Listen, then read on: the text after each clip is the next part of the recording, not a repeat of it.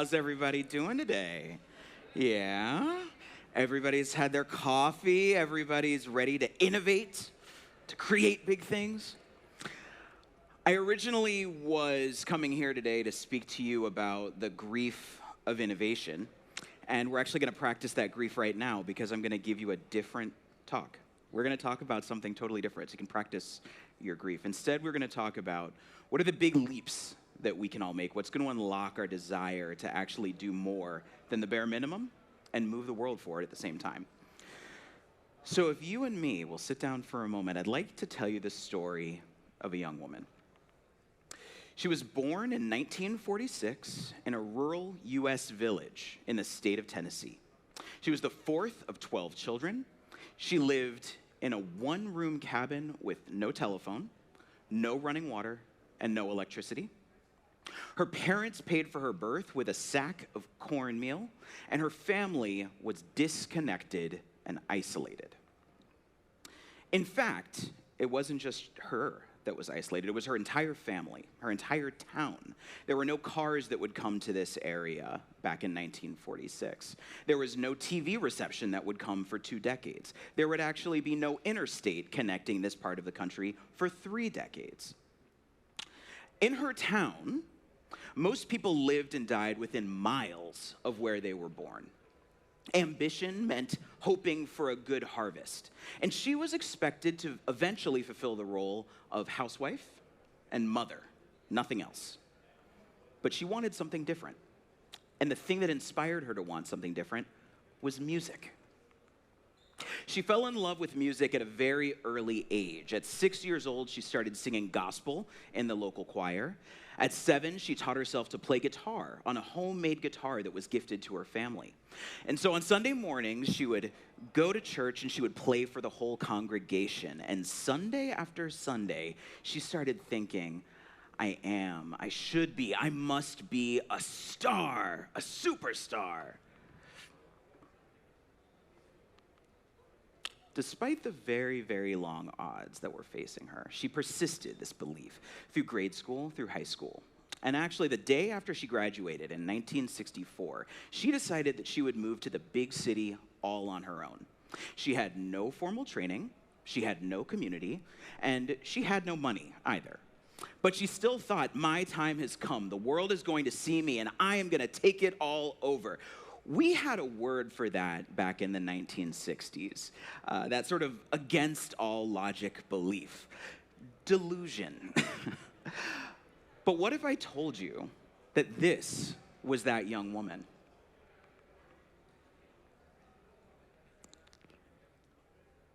I heard a little question in the side, is that Dolly, was that Dolly? Right now, you would typically be hearing a video of I Will Always Love You or 9 to 5, one of the many Dolly Parton super mega hits. Instead, you'll have to think about that in your minds. I'm not going to sing it for you. Yes, it was the one and only country superstar legend, Dolly Parton. After she released I Will Always Love You, she released the hit Jolene. Then she released Islands in the Stream, doing a duet with Kenny Loggins. She was eventually inducted into the Country Music Hall of Fame, and then she went on to a movie career with absolutely no acting experience whatsoever. 9 to 5, The Best Little Whorehouse in Texas, Steel Magnolias. And ultimately, it led her to do something even more wild. She transformed that... Ooh, that was fun. She ultimately transformed that hometown that she was in into a global tourism destination by starting the theme park Dollywood that she named after herself. She started the nonprofit The Imagination Library and shipped over 200 million children's books nationwide. She's 80 years old as of 2 weeks ago. She's still touring. She recently collaborated with Post Malone, Motley Crue, Miley Cyrus, and Beyonce, right? Her 8-decade Delusion ultimately became international entertainment legend. That said, I often wonder, was she right to believe so deeply that early on? I mean, that belief supported herself, it supported her community, it supported those in need, and ultimately she remained rock solid in that belief, even though all reason and all logic said absolutely not. Was Dolly Parton visionary, or was she just delusional? That is the root, the tension of all big leaps in innovation, be it becoming a superstar or landing on the moon. I'm an innovation consultant. I usually get called into the room to answer the questions that keep people up at night. Big companies, right? They want us to think big. They want us to seek out what's possible. They want us to help them steer through murky and uncertain futures that they couldn't possibly imagine, often in spite of logic. So when each one of us is struck by our greatest inspiration, how do we know whether we're being visionary or just delusional? What do we do in those moments? That's actually what I came here to talk about today. I want to talk about how we walk that line. As creative professionals, as engineers, as entrepreneurs, as those who get called into the room to be visionary, how can we tell the difference between a billion-dollar miracle from a billion-dollar meltdown before it's too late? How do we steer our delusional thinking to make the progress that we want?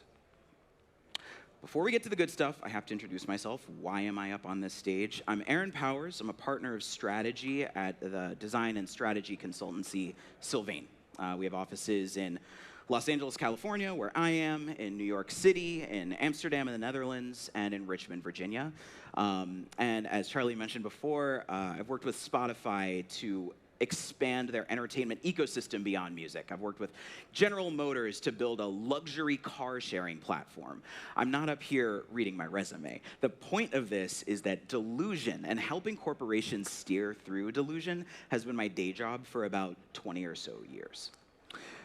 So getting back to the meat of it, when we talk about delusion, a few different definitions may come to mind. In the everyday sense, delusion is an unrealistic expectation, an unrealistic belief in oneself or the world. We commonly describe delusional people as being out of touch or living in a fantasy land, when in reality, delusion isn't some rare condition that we experience. We're delusional every single day, in many, many ways that is often easy to miss, ultimately. How many of you in this room are pet owners? Show of hands. Pet owners? We went from 5 to 6 to 7 to 8 to 45. We've got 150 people, for everybody online, who are pet owners in this room. I'm one too. This is my dog, Rufio. I miss him very, very much. He's many thousands of miles away. But do you ever think about how delusional it is to have an animal running through your house, sleeping in your bed? Not only that, we're just spending money on them right and left. We're calling them our babies. We're calling ourselves pet parents. This is a little bit delusional, y'all. There are other types of delusion as well. When it comes to everyday magic that we see in movies and books and video games, really all entertainment media is a form of delusion that we're participating in. There are little ways that we escape into lives that are different from our own, that allow us to imagine something that isn't, but otherwise could be. It's one reason why it's so upsetting when our favorite shows end. We're forced out of that delusion that became so comfortable. Now, many delusions are innocuous. They're not that big a deal, but not all of them are. In the most serious cases, in its most advanced form, delusion is actually a diagnosable disorder. The American Psychological Association describes this as having fixed false beliefs about reality despite evidence to the contrary. Now, chronic delusion impairs decision-making. It opens us up to exploitation, it contributes to emotional relationship breakdown, and it invites general societal stigma. And about 50 to 60% of those with delusional disorder experience significant disruptions and dysfunctions in these areas. We don't experience delusion alone, though. We actually experience it together. We're shaped by each other's delusions.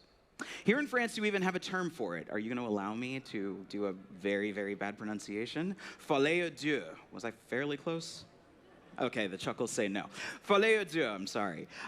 Translated to English, it means double madness. And we're well acquainted with what happens when folie à deux runs amok. Individual consequences snowball and scale exponentially. We can become separated from reality and restrained from progress. It's no wonder that hooliganism in the UK is often called the English disease, a collective disease. Negative outcomes of unchecked social delusion are nothing new. Take the 1690s. Back in the United States, in Salem, Massachusetts, there was a widespread incidence of illness and death and crop failure. And the community said that there could only be one reason for it: witches. The answer was witches. Unfortunately, dozens of innocent women were executed. The community deluded itself into believing that every misfortune required explanation, come hell or high water. A little bit closer to home where we are in Europe, the tulip craze, right? In the early 1600s, the Dutch belief that tulips were a guaranteed path to riches led to financial devastation. The misconception was not that tulips were beautiful. They are. It was the common delusion that beauty, rarity, and popularity can spur infinite economic growth. The difference between then and now is the speed that delusion can spread. Today, delusions spread from a small spark of an idea to a full-blown wildfire at light speed. And their collective impact can reshape all of our realities in the blink of an eye. For example, maybe our relationships with tech deserve a closer look. It may seem like common sense, at least to me, that AI can't meet all of our emotional needs. And yet, 83% of Gen Z are open to forming deep emotional bonds with chatbots. And 80% would even marry them. Marry them. What does that do to our sense of self? What does that do to our sense of community in the long run? And is it doing anything to actually address the loneliness epidemic that is at the heart of it? No. Different modern delusion, our obsession with pop psychology. On one hand, deeper human understanding can create harmony and a sense of collectivism, but on the other hand, surface-level knowledge can easily masquerade as expertise. Either way, we are rewriting common sense and social contracts faster than we can spot check them. And it's resulting in the rise of misdiagnoses, dismissal of real therapy with licensed professionals, and the spread of unqualified information. Health optimization, as much as I try to get to the gym and eat right, also gives me pause. One of the biggest trends of the moment is the belief that endless supplements, including electrolytes, will cure all physical ailments. And today, nearly 2 in every 3 people in France are taking some form of a supplement. But regulators can't always keep up with the alluring myths that are woven by charlatans who are chasing a quick buck, right?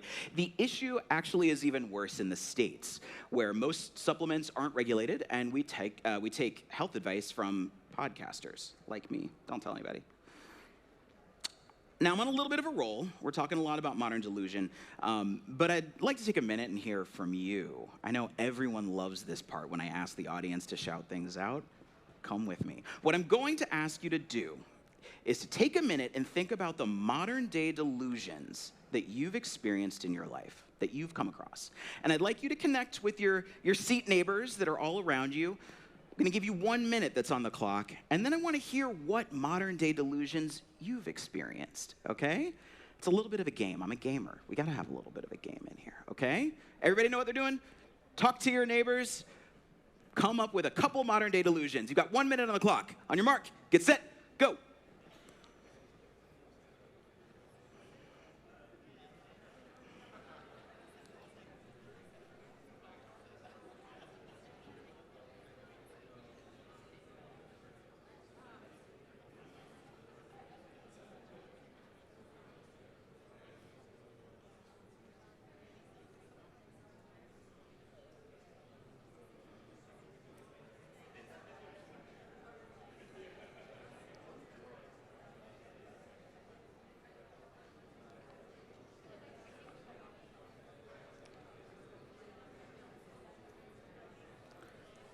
20 seconds remaining, friends. 20 seconds.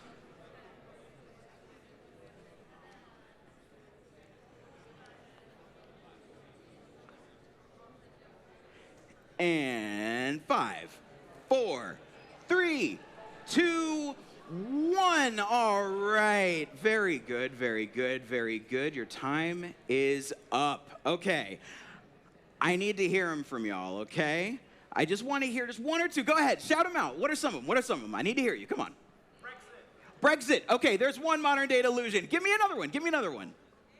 AI. I hear AI. Give me another one. We got two. I need two more. You guys can get luxury goods. I'm pointing in the general area it came from. That was a good one. One more. One more. I know you've got. What was that? Oh, Amazon, was that it? Capitalism. Yes, I'm sorry. My ears are not great. Yes, capitalism. These are all modern day delusions. You guys are actually more philosophical than I thought. Please give yourselves a round of applause. It's very good. Very good, very good, very good. Now, put simply, delusion is the interactive process of building our reality, whether we realize it or not. Every single thing that we mentioned shapes the moments that we wake up, the moments that we kiss our kids on the head before we go to work, and when we put our head on the pillow at the end of the day. And in the modern era, we're navigating the consequences of all of these different delusions faster than we can necessarily let our intentions keep up. Okay, but there's one more element that shapes these modern day delusions. We kind of talked about it already. Business, right? Corporations have an incredible opportunity to bring order and focus to this sort of chaos, these wildfires that are burning out of control. Sure, but they miss the mark more often and more spectacularly than not. This is because the most influential organizations react to, respond to, and aim to resolve real human needs. But when those human needs and social delusion start to confuse one another, business is more likely to chase delusion rather than pursue innovation. That can look like telling the whole world that NFTs and Bitcoin and meme coins are going to change the world itself. They're going to replace money. Or the metaverse moment. Does anybody remember the metaverse being a thing? I like the groan of yeah that came out of the crowd. That was when the tech industry was telling us all that we would live and work and play in VR worlds despite lack of demand and underbaked tech. Or take Chanel's recent increases in price, dubbed bagflation. I know it's intense for an American to come to France and have a point about Chanel. Thank you for being kind. From 2019 to 2024, the price of the classic flat bag increased by 86%. Right? And this comes at the same time that social media is being flooded with videos that are questioning the quality of Chanel's products. So altogether, customers, consumers are finding that the brand needs to come back down to reality, meet them where they are, luxury goods. But the big one that is grinding my gears right now, you can probably tell it because I already brought up AI, thank you for bringing it up again, is AI in everything. It's when every company is saying that we are going to completely reimagine the product's experience, everything that you ever thought this brand could be, by shoehorning some half-baked, half-trained AI bots somewhere into an experience that you already understand. It's the most egregious version of a problem looking for a solution that we've seen this century. You can call it commercial existential dread. You can call it the revival of the test lab spirit. I will still call it delusional, because it is delusional to ask consumers who have been loyal to you that all of a sudden they're going to serve as your guinea pigs across every brand that they experience all at the same time. Thank you for giving me a stage for me to rant on about AI. That's really, really polite of you. Corporate delusion, though, does go beyond individual products. It goes to full companies as a whole. So does anyone remember the German company Wirecard by chance?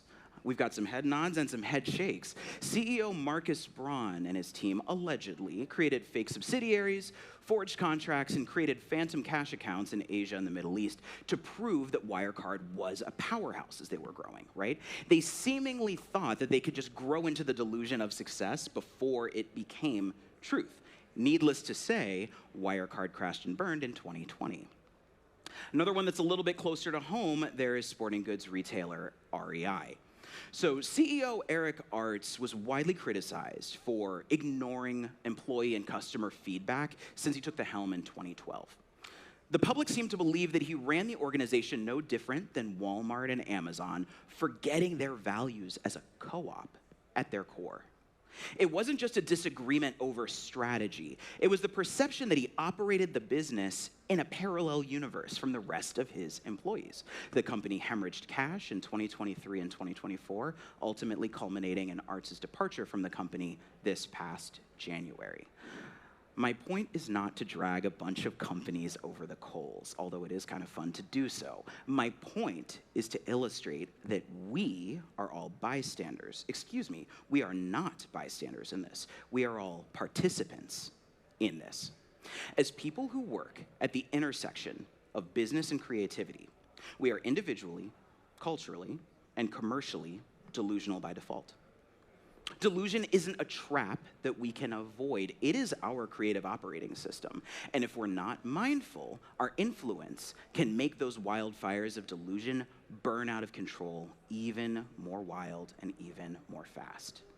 Is anybody's palms sweating a little bit? Anybody afraid of the doom and gloom outside of this room? I might be being a little doomsday-y about delusion, potentially. So, let's talk to a different group about what delusion looks like. Let's talk to Gen Z, Gen Alpha, and a few other communities. They're also delusional by default, but their outcomes look very, very different from all the ones that we just discussed. How many of you have heard the term, Delulu is the Solulu? Anyone seen that meme? Okay. So ultimately, this term Delulu is taking the US in particular by storm, right? It's been officially added to the Cambridge Dictionary earlier this year. To these groups, delusion means believing things that are not real or true, usually because you choose to. The operative word being choose. They're delulu about the relationships that they have with the celebrities they follow, about how to date, about how to find a date. They're goading their friends into being delulu too, because it's kind of funny. It's worth the laugh. But it's more than just a laugh. In this era of unprecedented uncertainty and powerlessness, it's often the one tool that young people are reaching toward so that they can feel they can push back against these unsettling realities. 26-year-old Victoria says that feeling hope is like imagining a world that doesn't exist. These generations are using Delulu as a conduit to solve this feeling, and it's a conduit to three specific things. The first of those three things is control. Investments in the promise of visualization, manifesting, positive thinking, they're all exploding. So courses, journals, special crystals, and yes, Etsy witchcraft services, which you can buy, all are booming to meet this surging demand. It's bringing folks a sense of control where it's otherwise under very real threat. To that point, the US psychic services market is expected to grow by $2.5 billion over the next 8 years. That's an 80% increase. And it's partially due to this delusion-driven pursuit of control. Delulu is also a path to solace and comfort, number 2. We see it in the increasing popularity of fantasy genres across media. We see this in world-building games with cozy utopian settings like Stardew Valley, Animal Crossing, My Time in Portia, even The Sims. Players are immersing themselves in relentlessly comforting alternate realities. They can wander around, trade turnips. They can wander through fields and stay in this sort of peak delusion, this peak cozy for an infinite amount of time. And for what it's worth, all of you Animal Crossing players out there, Nintendo has actually said that 48 million copies of Animal Crossing's New Horizons were sold as of June 2025. This was not a pandemic-influenced hiccup. This is actually a trend toward escapism, a trend toward a different type of cozy delusion that we are all seeking. The third, community. And I'm also not going to say Delulu anymore because I am not Gen Z and I'm not Gen Alpha, so I can't do that. The most delusional reality TV, if you think of Love Island or L'Agence on Netflix, for example, they're all surging due to the communities that are forming around these fictional franchises. The reality show The Traitors, however, is the best of the worst.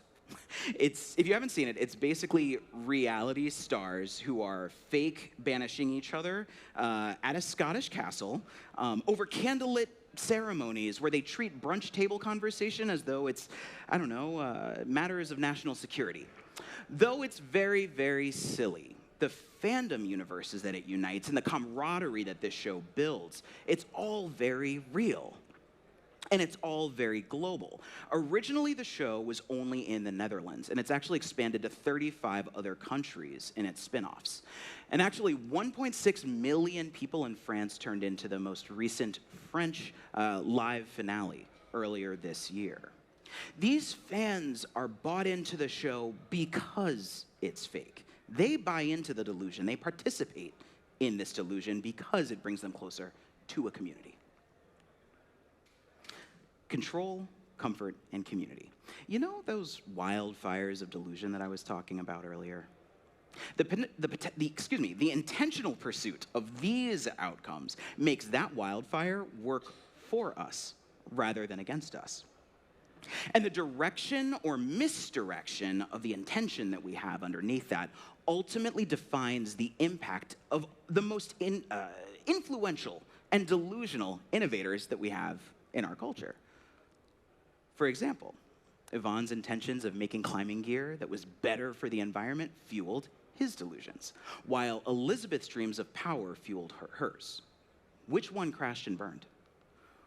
Virgil's intention of making streetwear credible fueled his delusions, while Rick Owens pursues hype and fame. If you haven't seen Rick Owens' latest collection, take a look. Whose work is most respected today? Shonda sought to share the plurality of human experience in her work, leading to an internationally respected and resonant multimedia empire, while Mr. Beast continues to search and choose virality at all costs. Whose reputation goes untarnished today? Our intentions, the active choices we make within our delusion, are what make the difference between vision and delusion. They're the difference between succumbing to our natural state, which is delusion by default, and instead participating in delusion by design, intentionally wielding our unrealistic expectations, right? Delusion by design is really the compass, the switch to ensure that we're steering toward betterment and not just achievement. It's how we know, even when we're lost in the thick of it, that our delusions are steering us toward the benefits that are going to actually grow the whole, move us forward. So there's a really big, good question that I usually get at this point, which is, that's really nice, but what do I do with that? How do I actually practice that? There are 3 questions you can ask yourself, and I invite you to take out your phones and take pictures or jot down a note in your notes app, but ultimately there are 3 questions that you can ask that will steer yourself out of delusion by default and into delusion by design. And I'm going to tell you one final story, because I like telling stories. This guy behind me is Jake Burton. He founded Burton Snowboards in 1977. He believed that snowboarding could be a mainstream sport, lifestyle, and retail category. But the problem is that the pastime had 0 credibility in mainstream sports whatsoever. But Jake Burton was not delusional by default. He was delusional by design. When Burton started out, he approached this entire category, this entire business about championing the sport, not trying to sell a product. His goal was not to be motivated by units sold, was not to be motivated by how many stores he opened. Rather, he wanted to get snowboarding in the Olympics. That was his one and only goal in starting his business. The whole goal was also to unseat skiers. How could you get snowboarders on the slopes so that they could actually go alongside skiers? And ultimately, he was trying to read the tea leaves, as they say. He was trying to discern all of the opinions about his work as signals, not as fate. And that brings us to the first question that we need to ask ourselves. Am I defining success on my terms? Ironically, this protects your delusion, right? It does so by keeping yourself in control of that delusion and ensuring that you are going to stay one step ahead of where that delusion could take you, rather than letting it take you where it wants to go. Second, Burton's snowboards were initially inspired by the snurfer. Has anybody ever heard of the snurfing? Or the snurfer? Nobody has. It was a fad in the 1960s. It immediately went by the wayside, but Burton saw a lot of meaning in it, a lot of opportunity in it. He didn't disappear into his delusion that snurfing was going to become the next big thing, though. No. He voraciously sought out data and perspectives beyond his own. He brought in other snowboarders to test new models with him. He listened to their feedback. He religiously prototyped new boards one after another. And even when cash was tight in the business, he prioritized investment in R&D first. Ultimately, this led to snurfing becoming snowboarding, right? It ultimately evolved into a very advanced piece of sports technology. Jake himself has 5 patents, while the Burton Corporation has around 280 more. It's that second question. Burton was asking himself, am I letting the outside in? Delusion doesn't need to be a closed system. It's actually better if we invite in new information. We can stay on the periphery of our delusions and watch how they're shaping reality for us and others. This is the secret trick to making sure that you hold on to your perspective and don't lose sight of where your delusions end, where society begins, and how they're actually interacting with each other. Third, after Burton's 1977 launch, he still faced one big hurdle. Snowboarding was banned from almost every ski resort around the world. Snowboarding had a sort of punk, countercultural reputation. It was disruptive to mainstream skiing and was seen as an attack on the elitist background of what skiing was. So early retailers refused to carry Burton's boards. They wouldn't do it. They couldn't see the demand in it whatsoever.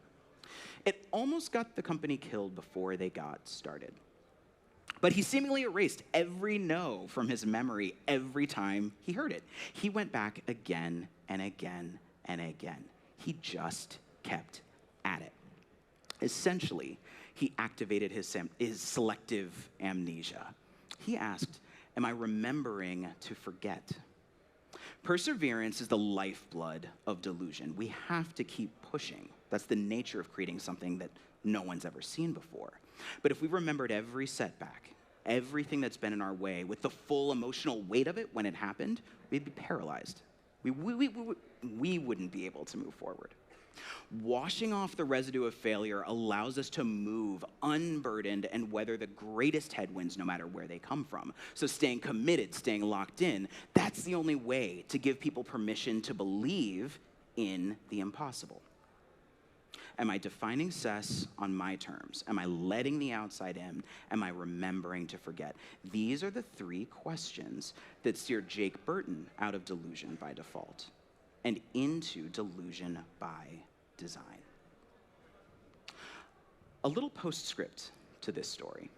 Burton did keep improving those boards. He also started working with resorts to understand what was behind the stigma of snowboarding.